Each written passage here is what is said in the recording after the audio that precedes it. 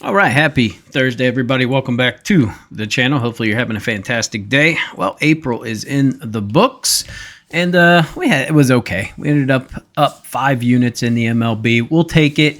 It's been a weird first month. A lot of people were down, so the fact that we're up, we'll always take that. Let's recap yesterday. So, gave you guys 7 best bets. It was one of those days that could have been just absolutely phenomenal, but as it stands, we went down a little bit. We had Tony Gonsolin over 1.5 earned runs and the Dodgers not to bat in the ninth at plus 196. We hit that. We had Teoscar Hernandez to get an RBI at plus 110. Cash that. I don't know if you guys combined the two, but if you did, it was plus 415. So that was a nice little hit. Thought about putting that on the card. I should have because it did hit. We had Phillies race to 4, sweat free. Cubs race to 4, Cubs race to 5. That was very annoying. We did not hit this.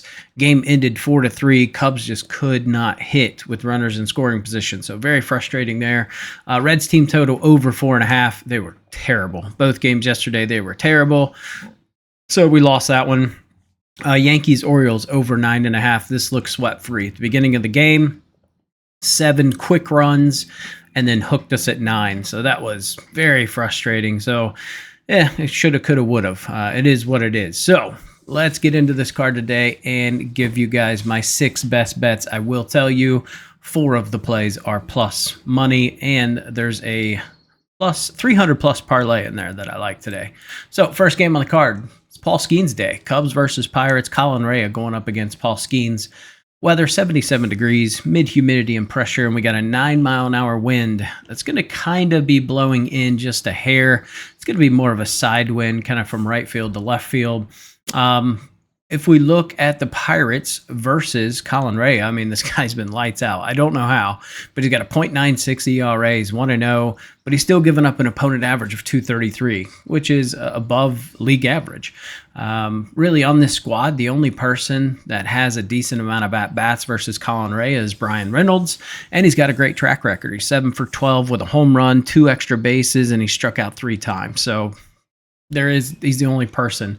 Bullpen wise, both pens are in pretty good shape. Bednar's gone back-to-back days, so that would be the only concern there. Cubs threw their trash arms yesterday. I don't understand the reasoning before it. That's why I love the race to 4, race to 5, knowing they had Skeens coming up today. I thought they would throw their main guys, but I don't know what the hell they were thinking, but they threw their trash arms, and it cost them. Tight game in this one.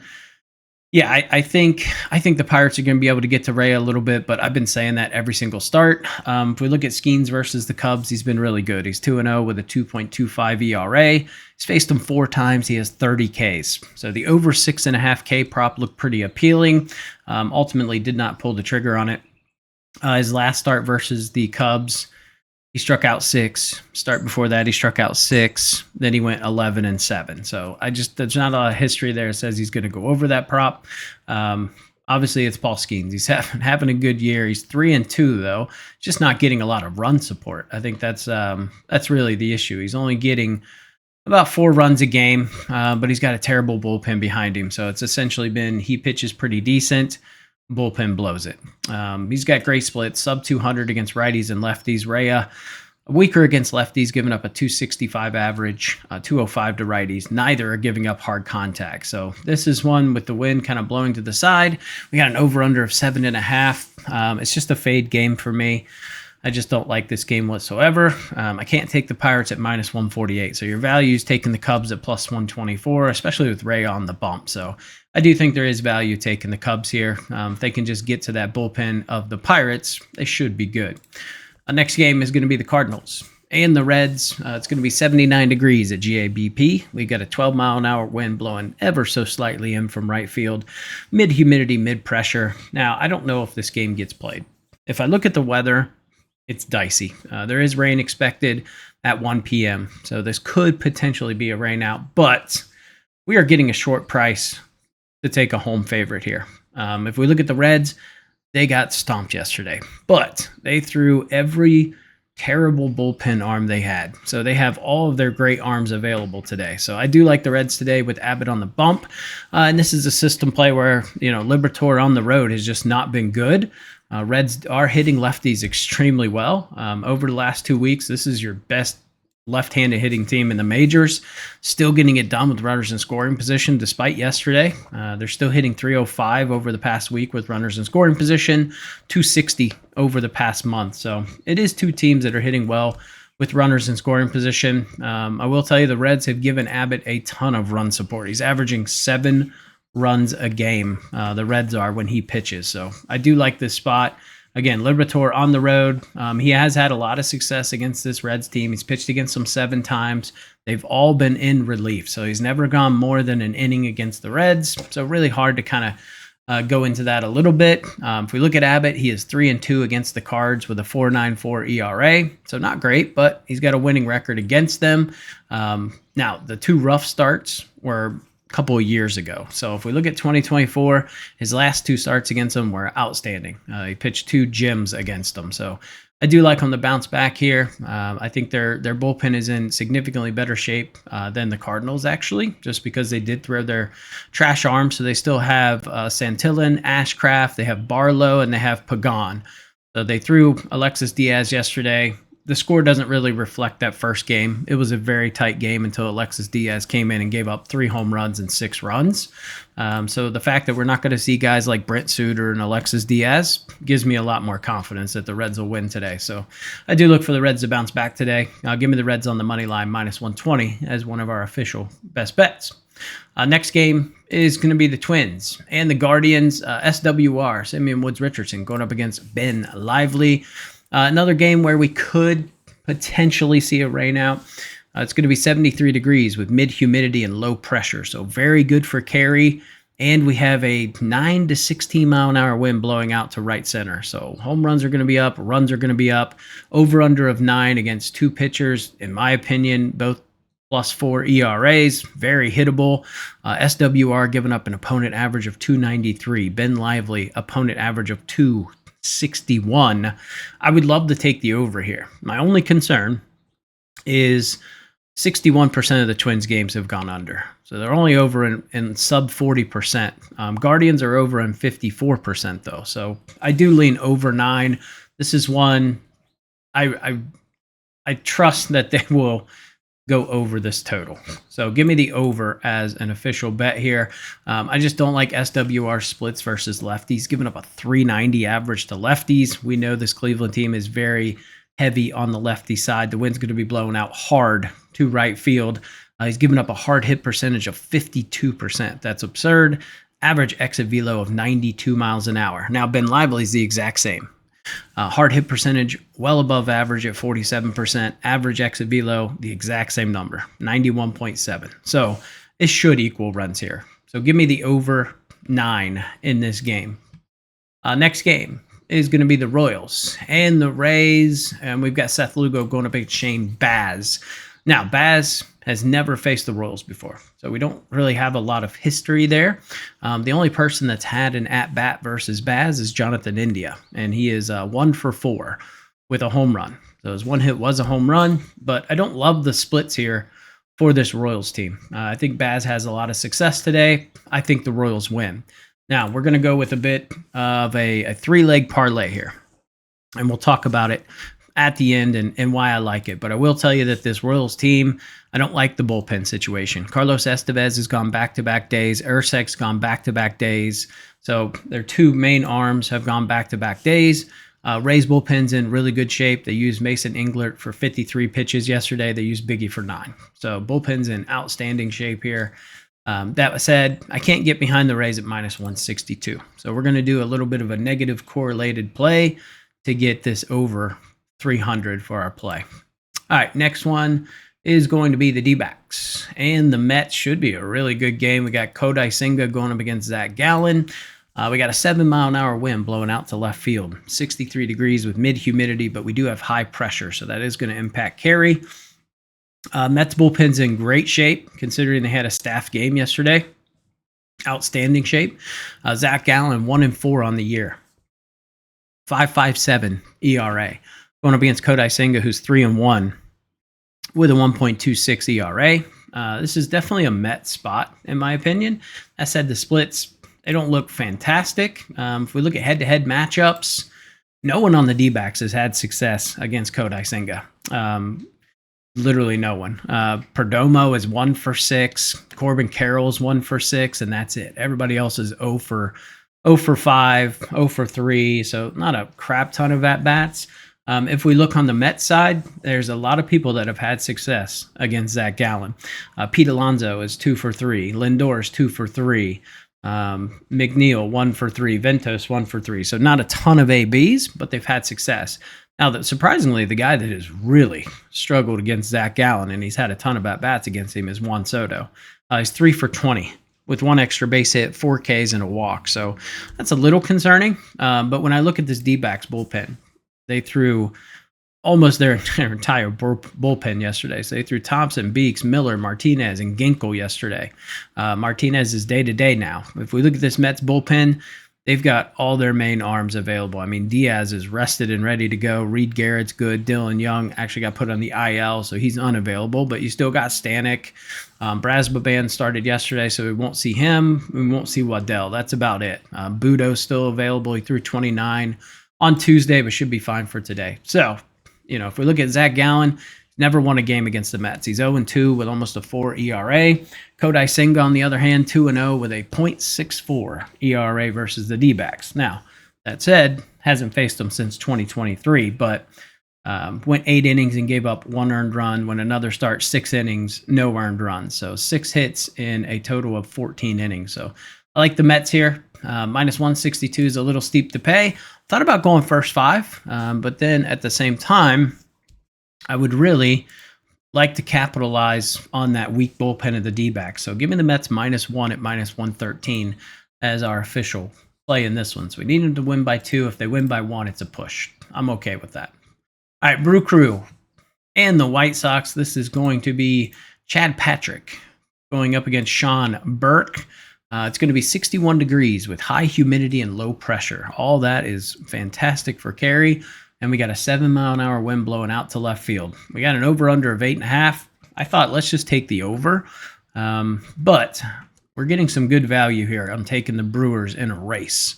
So, Chad Patrick, 1-2, 245 opponent average, 2.45 ERA, going up against Sean Burke, who is 1-4 with a 261 opponent average and a 6 ERA.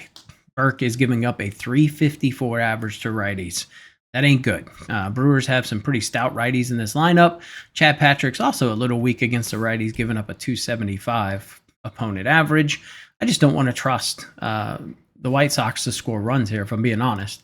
I think they have a pretty decent matchup today. I think guys like a couple of guys, Andrew Vaughn, Benintendi, they got pretty good matchups. On the right-handed side, Vargas is another one that'll have a good matchup. Luis Robert has a decent matchup, but just too good of matchups on the Brewers side. So what we're going to do here is we are going to take the Brewers race to 5 at plus 106. Brewers race to 5 at plus 106. I also did the Brewers race to 6 at like plus 152, but that is not an official play on the card, but that is something that I personally have played. Next game, the A's and the Rangers. Jeffrey Springs going up against Tyler Mahle. Roof's going to be closed, so we don't have to worry about the weather. Springs has had a terrible start to the year. He's 3-3, but he's got a 6 ERA, giving up a 260 opponent average. Tyler Mahle, 3-0 with a 165 opponent average and a 1.14 ERA. It's a Ranger spot. Do I trust him to score runs? No. This is where I can't get behind him. Your only value here is taking him on the run line.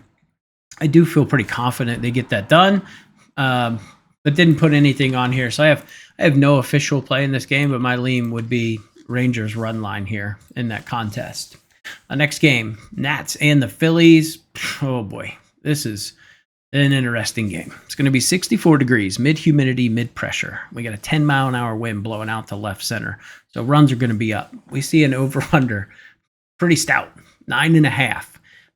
That's because we got Brad Lord on the mound for the Nats and Taijuan Walker for the Phillies. Walker 1-2 with a 2.78 ERA. That is highly sus. We've been seeing his last couple of starts. He's been back to the normal Taijuan Walker we saw last year. Brad Lord 0-3 with almost a 5 ERA and opponent average of 309. He's given up a 400, almost a 400 average to righties, 226 to lefties. Walker, almost a 300 average to righties, 186 to lefties.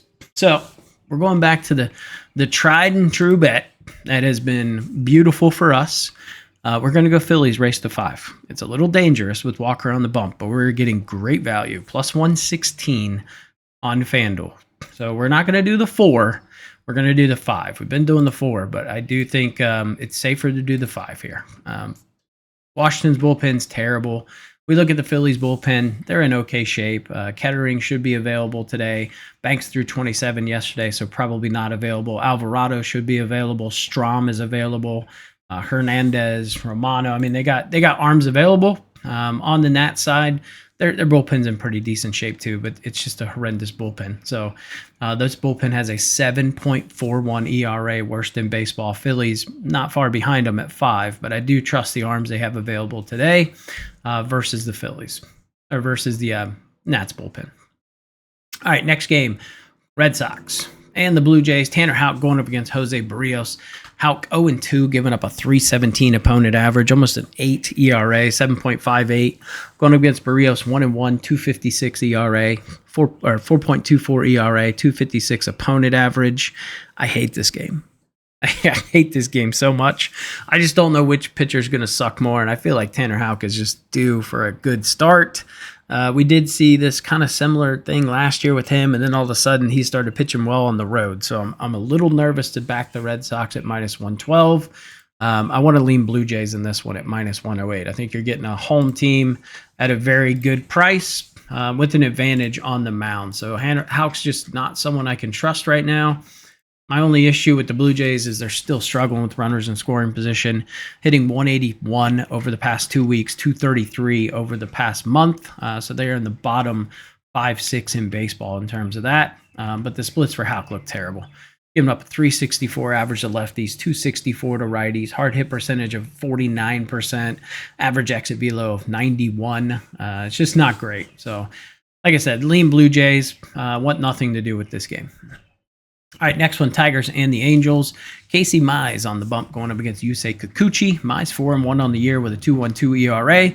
Kikuchi 0-4 with a 2.62 opponent average and a 4.31 ERA.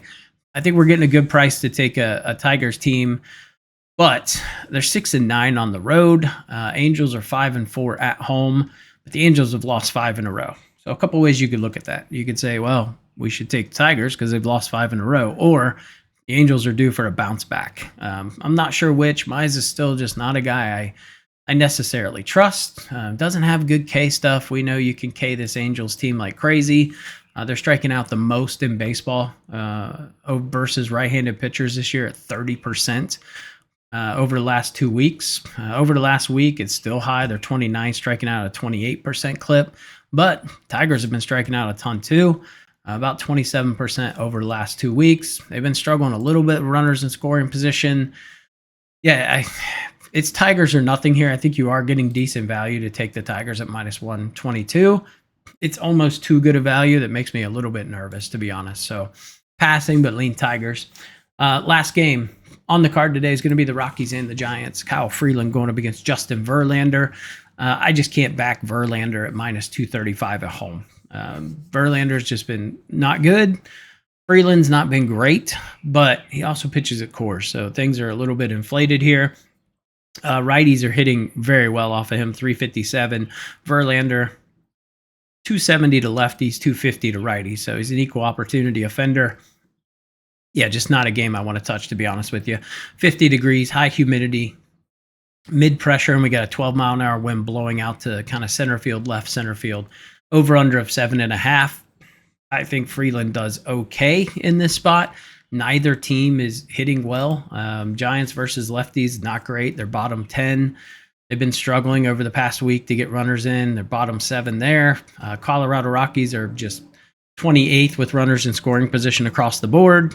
They're only giving Freeland 2 runs a game, so I think that's why we see him at 0-4. He's not getting a lot of run support. So you got to take Giants on the run line for value. I just don't know if I can get behind Verlander at that price and trust him. It would have to be plus money for me to get behind Verlander, and we're not seeing that. So let's get into our best bets and get you guys on your way. Like I said, appreciate you guys tuning in to the channel. Make sure you guys give the video a thumbs up, subscribe to the channel. You can join the Discord. It is absolutely free. A lot of good stuff posted in there. All right, betting card for today is going to be, we're going to go with the Reds. We're going to go back to them on the money line. This is just a fade Liberatore bounce back after the lack of offense yesterday, and the Cards putting up a ton of runs. So I like the system play here. And then we're going to go Mets -1.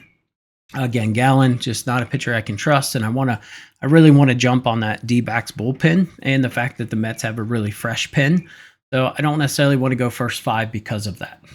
Next one's going to be Lugo, over 17.5 outs, over 4.5 Ks, but Tampa Bay to win. So reason why I like this, we already talked about it. Rays bullpen's in bad shape. Lugo averages 19 outs a game. So this is still well under what he's averaging, and I think they need him to have a really good outing today. I think he'll be able to strike guys out. So 4.5, I think he gets it right on the number. I think he gets 5, but ultimately I think Tampa Bay wins. So plus 335, 2.5 a unit there. Guardians team total over 4.5. This is just looking at the numbers with SWR. They should be able to hit him. And the wind blowing out to right field, his high average versus lefties. This way I don't have to trust Ben Lively. Let's just trust the Guardians to score runs. And if it ends up being 9-6, who cares? As long as they get the 5 for us. But I do like them to win the game, but we're getting better value just to take their runs. Next one's going to be Brewers race to 5. This is just great win for scoring runs today. My only concern, Chad Patrick is like 72% fly ball pitcher, but it's the White Sox. They've struggled to get runners in. Just hoping the Brewers just open up a can on them here. And then last play is going to be Phillies race to 5 at plus 116. So 4+ money plays out of 6 on the card today. Let's have a good start to May, and I will catch you guys in the next video.